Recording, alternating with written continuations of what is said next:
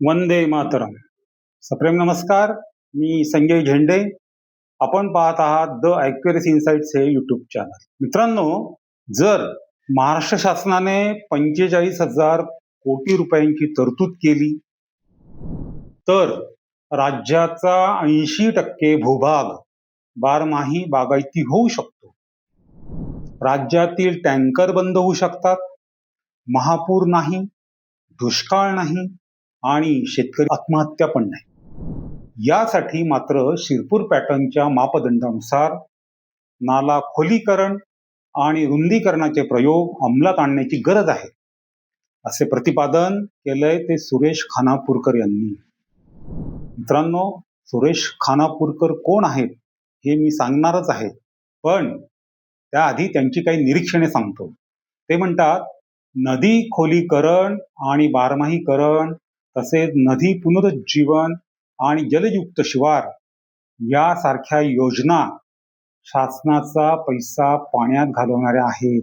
राज्य शासनाने 2013 मध्ये काढलेला GR आधी रद्द करावा आणि शिरपूर पॅटर्ननुसार तंत्राधारित नाल्यांचे खोलीकरण, रुंदीकरण करावे.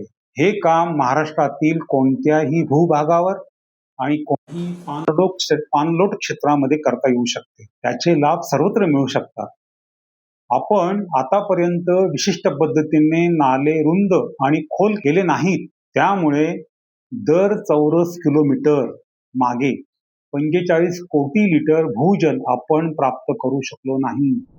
हे सर्व पाणी वाहून गेलं. दरवर्षी ते असंच वाहून जातं. त्यामुळे महाराष्ट्रामध्ये सरासरीपेक्षा जास्त पाऊस होऊनही सततची टंचाईची परिस्थिती असते. असे खळबळजनक विधान सुरेश खानापूरकर यांनी आपल्या मुलाखतीमध्ये केलेलं आहे.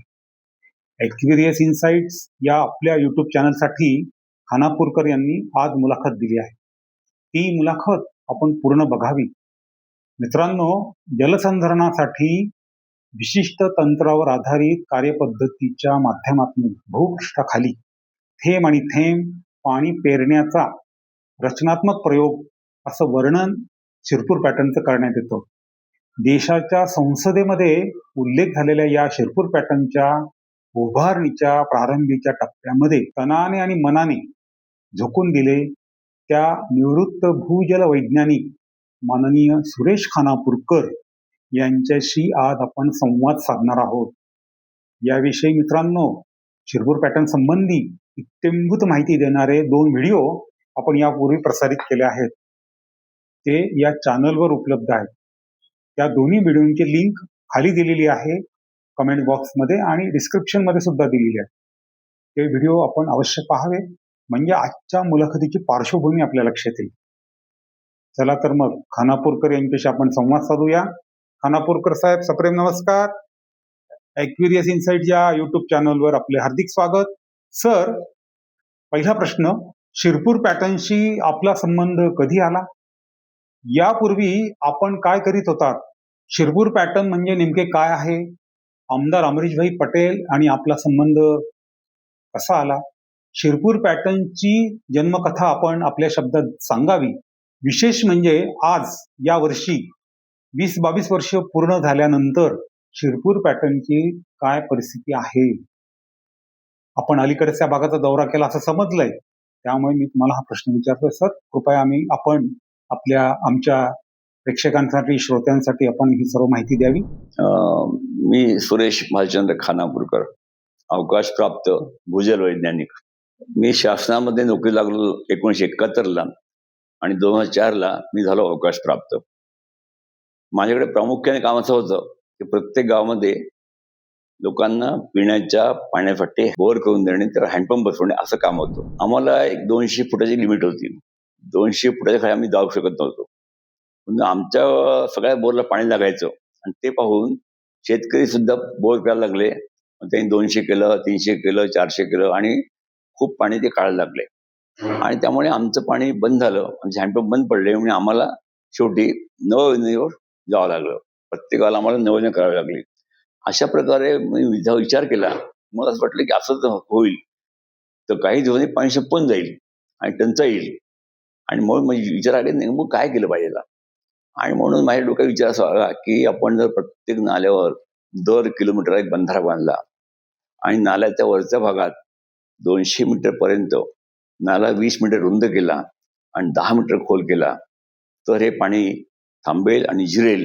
अशा प्रकारचं जर काम केलं, ह्या कामात मला खूप अडचणी आल्या. जरी माझ्या मागे आमदार उभे होते, मंत्री उभे होते, तरी पण लोक जमीन द्यायला तयार नव्हते. आणि मुळात असं झालं की शेतकऱ्यांचा शासनावर विश्वासच नव्हता राहिला. त्यांना वाटलं शासनाचं काम आहे, त्याचा त्यांना विश्वास होता. त्यामुळे मला कोणी जमीन देत नव्हतं, मला हाकलून द्यायचे, मला गोटे मारले काही वेळ ठिकाणी, सगळं झालं. पण तुम्ही काही जिद्द सोडली नाही आणि त्या प्रत्येकात काम करत गेलो. आणि जसं जसं काम झालं माझं आणि लोकांना फायदे दिसत गेले, तेव्हा मात्र लोक माझ्या मागे लागले, अमरीशभाईंच्या मागे लागले की आमच्या गावात काम करा, आमच्या गावात काम करा. असं करता करता मी प्रचंड काम उभं केलं आणि 14 वर्ष तिथे मी प्रत्यक्ष राहिलो. आणि त्या 14 वर्षात मला अमरीशभाईंनी पूर्ण सहकार्य केलं आणि प्रचंड मोठं काम झालं. आणि तिथे आता अशी स्थिती आहे की शिरपूरला परत एक शेतकरी भेटला होता. साहेब म्हणे आमच्याकडे 3 वर्ष पाऊस नाही आला तरी आम्हाला काही काळजी नाही. पाऊस नाही आला तरी आम्हाला टँकर लागणार नाही. आमच्याकडे पाण्यासाठी एकही आत्महत्या झालेली नाही, होणार नाही. हा प्रयोग एक सफल प्रयोग आहे. आणि हा महाराष्ट्रातल्या कोणत्याही गावात, कोणत्याही भूस्थररचनेमध्ये, कोणत्याही पावसाच्या प्रदेशामध्ये हा प्रयोग 100% यशस्वी होऊ शकतो असा माझा दावा आहे.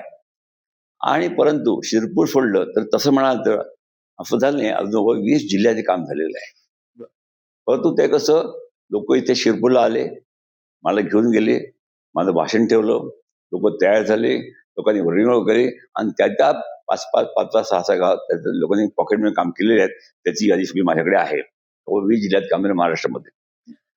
शासनाच्या स्तरावर झालं नाही का, म्हणून त्याची राजकीय इच्छाशक्ती कमी पडली आणि त्यामुळे हा झालं नाही. आणि त्याच्यामध्ये आणखी प्रश्न आला की 2013 मध्ये त्यावेळच्या काँग्रेस शासनाने एक GR काढलेला आहे. त्यांनी असं GR काढला, तो कसा काढला माहित नाही, कोणी त्यांना गाईड केलं, मिसगाईड केलं माहित नाही. पण तो GR असा आहे की नाला जमिनीपासून 3 मीटरच्या खाली खोदायचा नाही. त्यामुळे काय झालं, बंधारे केले, शिरपूर पॅटर्नची नक्कल करायचा खूप प्रयत्न केला, 3 मीटर खोदलं. पण गंमत अशी झाली की 3 मीटर मध्ये 1 मीटर आमचा बंधारा खाली असतो, जमिनीच्या खाली. तांत्रिक आवश्यक आहे ते. 1 मीटरची वाफ होती आमच्याकडे पाण्याची आणि 1 मीटर पाणी शिल्लक राहतं. नाला रुंद करत नाही आणि नाला लांबीला खोदकाम करता फक्त 100 मीटर पर्यंत. आपण नाल्याची रुंदी 10 मीटर धरू ऍव्हरेज. आता पाणी थांबतं किती? 10 मीटर गुणिले 1 मीटर गुणिले 100 मीटर, म्हणजे जवळपास 1000 घनमीटर पाणी थांबतं. आणि त्यामुळे आम्ही 1 TCM म्हणतो, 1000 क्युबिक मीटर, म्हणजे 1 TCM. आता मी हिशोब केला, 55 लिटर प्रति माणशी प्रति दिवशी पाणी देतो म्हटलं तर 1000 लोकसंख्येला 1 वर्षाला पाणी लागतं 20 TCM. त्यामुळे अशी किती जरी बंधारे बांधले आपण तर टँकर बंद होणार नाहीत आणि शीतळ पाणी मिळणारच नाही. त्यामुळे हा विषय नीट अजून लोकांच्या लक्षात नाही आला, शासनाने जास्त लक्ष दिलं नाही. नाही तर याचा प्रसार झाला असता, भरपूर ठिकाणी झाला आहे आणि कधी काम केलेलं आहे, असंही नाही. आता माझं पुढचं म्हणणं असं आहे की आता यंदा पाहिलं आपण की खूप पावसाळा झाला, गेल्या वर्षी प्रचंड पाऊस झाला, तरीही जवळपास प्रत्येक जिल्ह्यात टँकर लागले. धरणं मोठे धरणं आटून गेले आहेत आणि पेरण्यात झालेली लोक पावसाची वाट पाहतात आहे. आणि माझं असं म्हणणं आहे की महाराष्ट्रातल्या प्रत्येक तालुक्यामध्ये, प्रत्येक पाणलोटामध्ये आपण प्रत्येक नाल्यावर नाल्याच्या उगमापासून पहिला बंधारा 1 किलोमीटर खोदावा, बांधावा आणि त्याच्या वरचा भाग 200 मीटर पर्यंत तो 20 मीटर रुंद करावा आणि 10 मीटर खोल करावा. असे एका नाल्याला साखळी बंधारे बांधले तर प्रचंड प्रमाणात पाणी थांबेल आणि हा महापूर सुद्धा येणार नाही आणि दुष्काळ सुद्धा येणार नाही. त्याचं कारण जागोजागी आपण पाणी थांबवतोय आणि जागोजागी जिरवतोय. यालाच मी म्हणतो विकेंद्रित जलसंधारण आणि विकेंद्रित महापूर नियंत्रण. अशा प्रकारचं काम करू शकलो आपण तर पाऊस कमी जरी पडला आणि जास्त जरी पडला तर दुष्काळ पडणार नाही आणि महापूर येणार नाही. अशा प्रकारचे काम जर झालं आपल्या शिरपूर महाराष्ट्रामध्ये तर किमान महाराष्ट्रामध्ये 80% बारमाही बागायत होऊ शकते.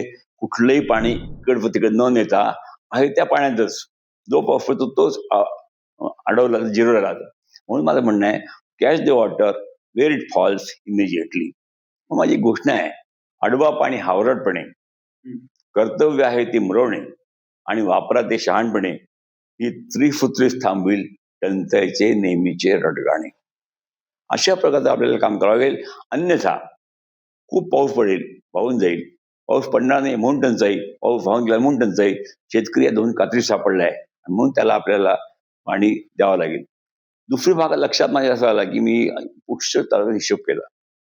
गेल्या 20 वर्षाचा रेनफॉल डेटा घेतला अनेक तालुक्यांचा आणि ते ग्राफ काढले, रेनफॉल अगेन्स्ट वर्ष. तर तो असा नागमोडी ग्राफ येतोय. याचा अर्थ असा की 2 वर्ष दुष्काळ, तिसरी महापूर येतोय. त्याच्यामुळे मी तुम्हाला अशा गंमत सांगतो तुम्हाला की एक तुमची समजा तुमच्या नळ चालू आहे, तुमची बायको पाणी भरते आहे, नळ चालू आहे, बायको पाणी भरते, त्याच वेळेला बातमी आली की 2 दिवस नळ येणार नाही आहे. तुमचीच बायको काय जगातली कुठली महिला काय करेल, सगळे भांडे काढेल आणि किमान 3 दिवसाचं पाणी भरून ठेवेल. म्हणजे तिला उद्या नळाने आला तरी काय प्रश्न पडणार नाही. आत्ता महाराष्ट्रात ही स्थिती आहे की 2 वर्ष दुष्काळ पडतोय, तिसरे महापूर येतोय. आपल्या सुद्धा आता पूर्ण महाराष्ट्रामध्ये 3 वर्षाला लागणारं पिण्याचं पाणी आणि शेतीसाठी पण अडवून ठेवणं आवश्यक आहे. म्हणून आपल्याला भांडे मोठे करावे लागेल. तुमच्याकडे भांडे होते घरी, माझे भांडे नाही म्हणून भांडे मोठे करावे म्हणून आपल्याला नाला खोल करावा लागेल आणि रुंद करावा लागेल आणि नालाच पूर्ण खोदावा लागेल, बंधारा बांधावा लागेल.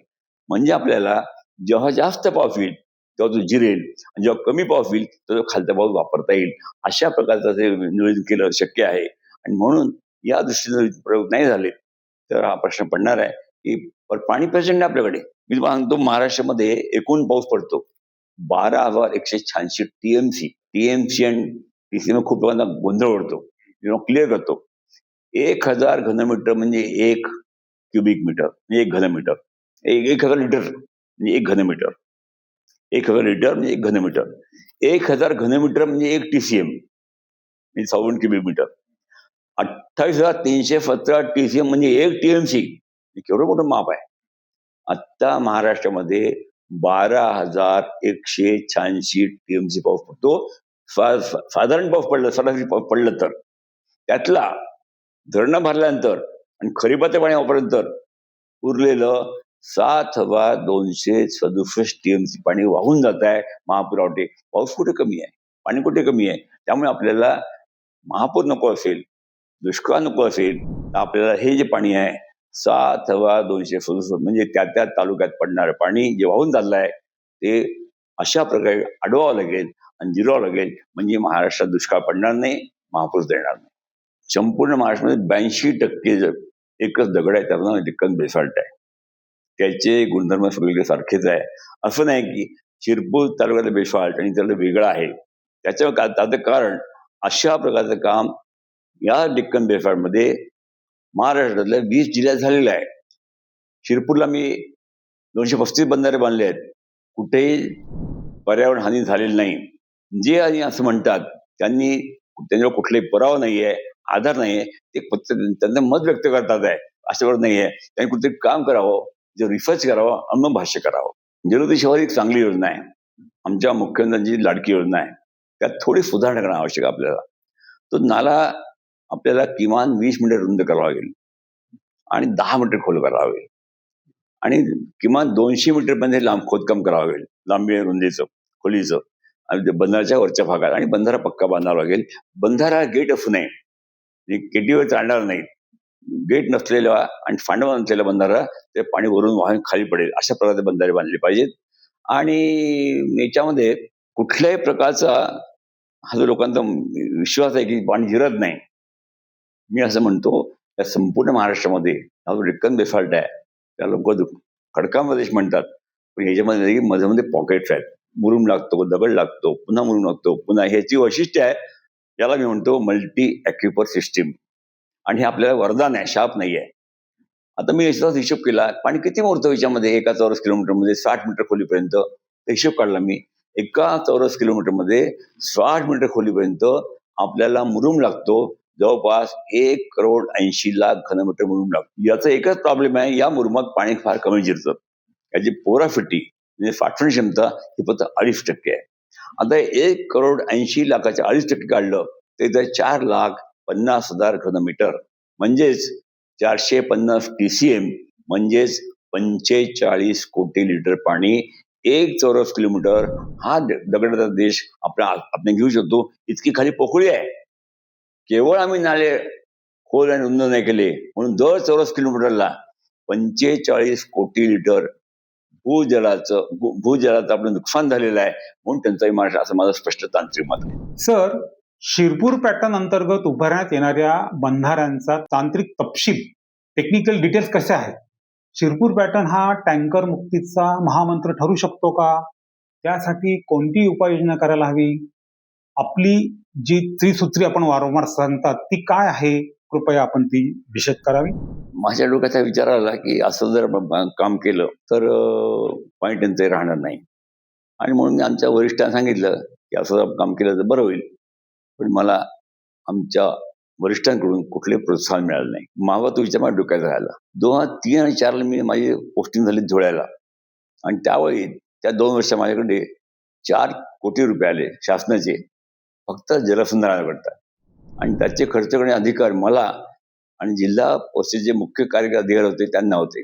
आम्ही दोघांनी मिळून 60 गावात काम केलं जिल्ह्यामध्ये आणि त्यातलं एक काम चालू होतं बेटावरला शिंदखेडा तालुक्यामध्ये आणि ते असं काम होतं की तिथल्या सगळ्या ट्यूबवेल आटून गेल्या होत्या. ते 400 फूट ट्यूबवेल होत्या, मग कोरड्या पडल्या होत्या आणि त्यांचा प्रॉब्लेम होता. म्हणून आम्ही काय केलं, जवळ वाहणाऱ्या पांझरा नदीवर एक ब्रिटिशकालीन बंधारा होता, तो दुरुस्त केला आणि त्याच्या पाटवाऱ्या काढल्या आणि त्या पत्ती विहिरीपाशी नेल्या आणि ते 2 टाके बांधून पाणी शुद्ध करून ते आम्ही विहिरीत टाकलं.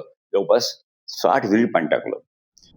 2-6 इंचाची पाईपलाईन त्यात पाणी जात होतं खाली आणि पाणी काही दिसत नव्हतं. हा कार्यक्रम मी पाहिला. त्यावेळचे शिक्षण मंत्री माननीय अमरीशभाई पटेल यांना विनंती केली की तुम्ही पाहून तर घ्या, मी याचं काम केलं आहे. ते आले, त्यांनी जेव्हा पाहिलं की पाणी पडत आहे, 6 इंचाचे 2 पाईप पाणी अहोरात्र पडत आहे आणि लगेच गायब होत आहे, दिसत नाही. त्यांना मोठं आश्चर्य वाटलं. तेव्हा खानाबरोबर पाणी कुठे चाललं? म्हणलं भूगर्भात चाललं. असं इतकं ताणलंय आपण सगळं पाणी काढून टाकलंय. आणि मग त्यांनी मला सांगितलं, खानापूरकर तुम्ही आत्ता नोकरी सोडा, माझ्याबरोबर चला. अवकाश प्राप्त झाल्यानंतर त्यांनी मात्र ऐकलं नाही आणि मला ते घेऊन गेले शिरपूरला आणि तिथे मला त्यांनी पूर्ण स्वातंत्र्य दिलं.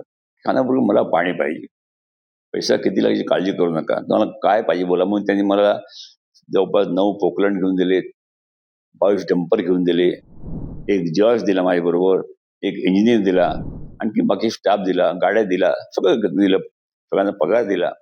आणि अशा प्रकारे शिरपूरमध्ये मी 14 वर्ष राहिलो आणि तिथे मी जवळपास 235 बंधारे बांधले आणि तिथे आणि मग तेच काम नंतर प्रसिद्ध झालं शिरपूर पॅटर्न नावाने.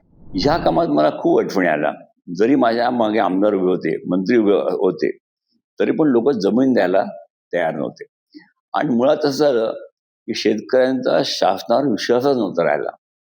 त्यांना वाटलं शासनाचं काम आहे, त्याच्यानंतर विश्वास होता. त्यामुळे मला कोणी जमीन देत नव्हतं, मला हाकलून द्यायचे, मला गोटे मारले काही वेळ ठिकाणी, सगळं झालं.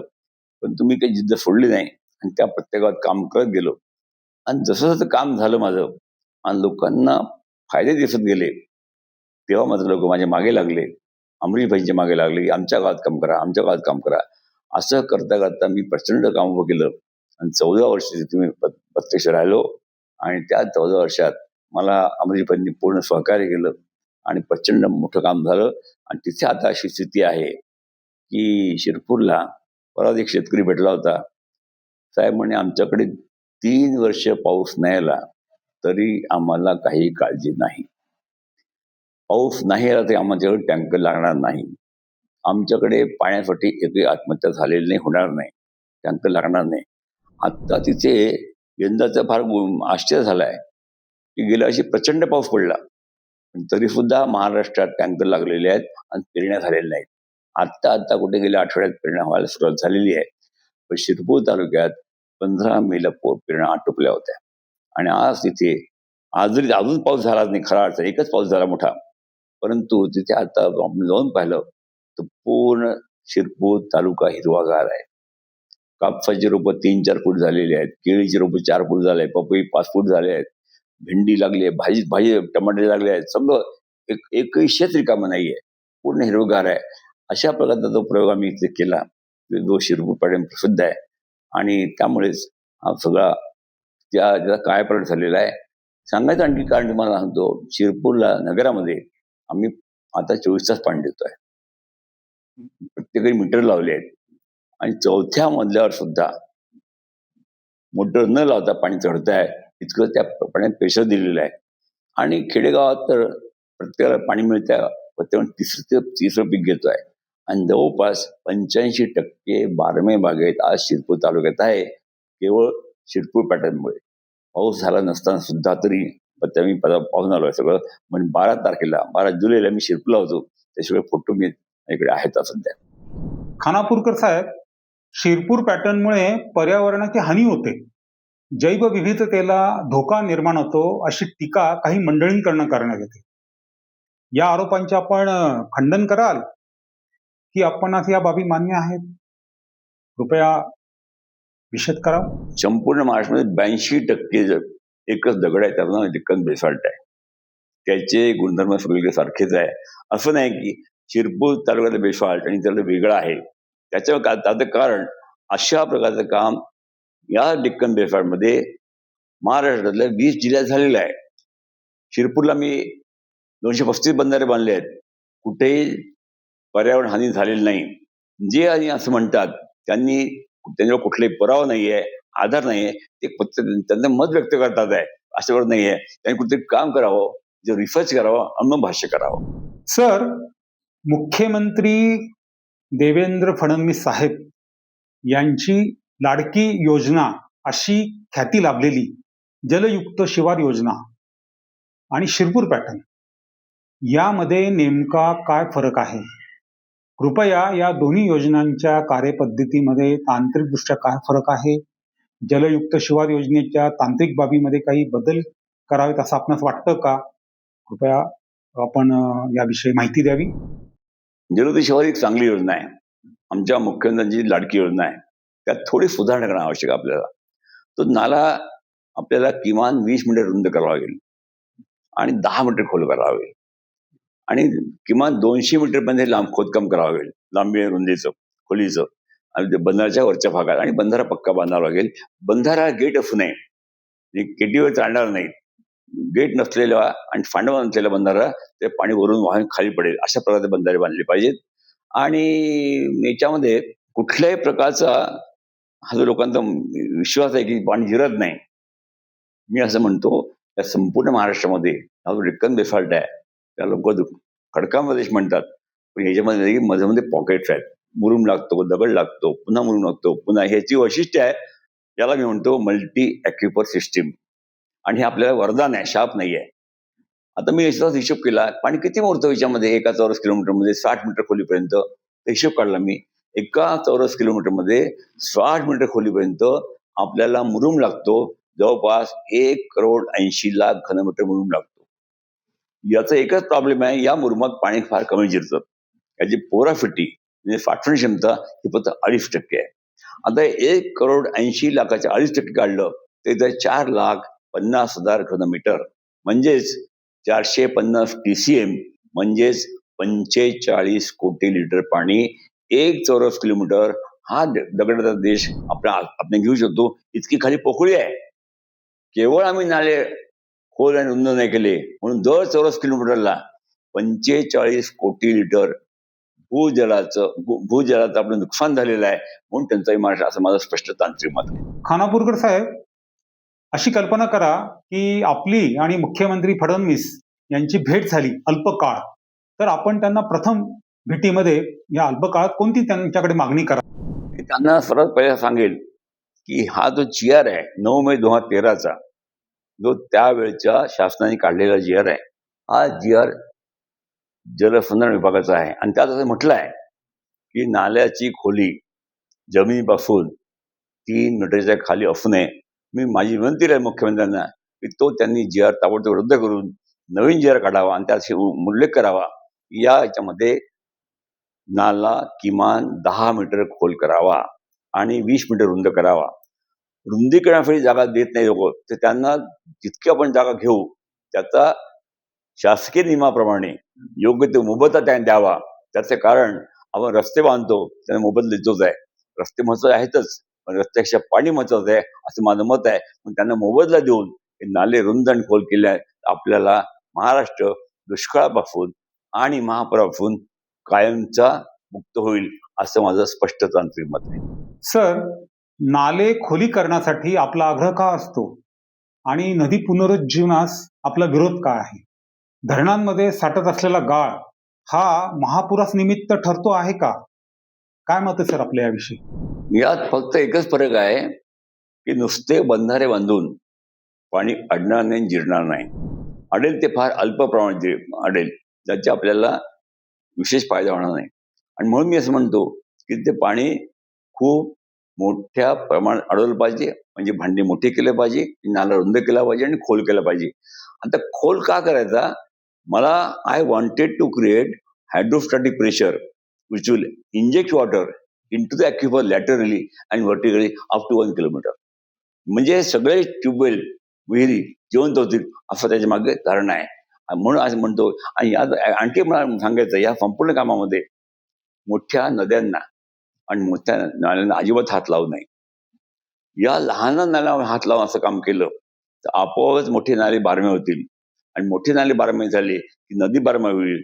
नदी खोल करून नदी बारमे होत नाही, उलट त्याच्यामुळे 2-3 वर्षात पुन्हा ती गाळून जाते, पुन्हा गाळ्यात भरते आणि तो पैसा वाया जातो. म्हणून नदी पुनरुज्जीवन या नावाच्या गोंडस नावाखाली नदी खोल करू नये असं माझं मत आहे. आता गाळमुक्त धरण योजना आखलेली आहे आणि शासनाने फार मोठ्या प्रमाणावर गाळ काढण्याचा प्रयोग सुरू केले आहेत. एक स्तुत्य कार्यक्रम आहे तो. राज्यातील एक महत्वाचे नदी खोरे अशी ओळख असलेले तापी नदी खोरे प्रत्यक्षात मात्र पाणी उपलब्धतेच्या बाबतीत तुटीचे खोरे आहे. या खोऱ्यामध्ये तापी मेघा रिचार्ज योजना राबवण्यात येणार असल्याची घोषणा करण्यात आली आहे. रिचार्ज म्हणजे शिरपूर पॅटर्नशी साधर्म्य असलेली योजना आहे का? या योजनेबद्दल आपले काय मत आहे? किंवा राज्यातील दुष्काळ आणि महापूर मुक्तीसाठी नेमके काय करायला हवे? आपण काय उपाययोजना सुचवाल? ती योजना आहे, चांगली आहे, पण मला असं वाटतं हे जर काम केलं तर त्या योजनेची खरंच गरज नाहीये. कारण मला अशा प्रकारे जर काम महाराष्ट्र केलं तर मला संपूर्ण महाराष्ट्रासाठी फक्त 45,000 कोटीची गरज आहे, ज्यामुळे संपूर्ण महाराष्ट्रात 80% बारमाही बागायत, तुम्हाला 51% टँकर काम बंद, महापूर नाही, दुष्काळ नाही, आत्महत्या नाही, अशा प्रकारचं साध्य होऊ शकते. त्यामुळे या एवढ्या मोठ्या योजनेची गरज नाही. हे काम करून आपल्याला पाणी गरज पडली, आपण नक्कीच मेगा रिचार्जचा प्रयोग करायला हरकत नाही असं मला वाटतं. मित्रांनो, शिरपूर पॅटर्नच्या यशस्वीतेमागे 2 प्रमुख घटक आहेत.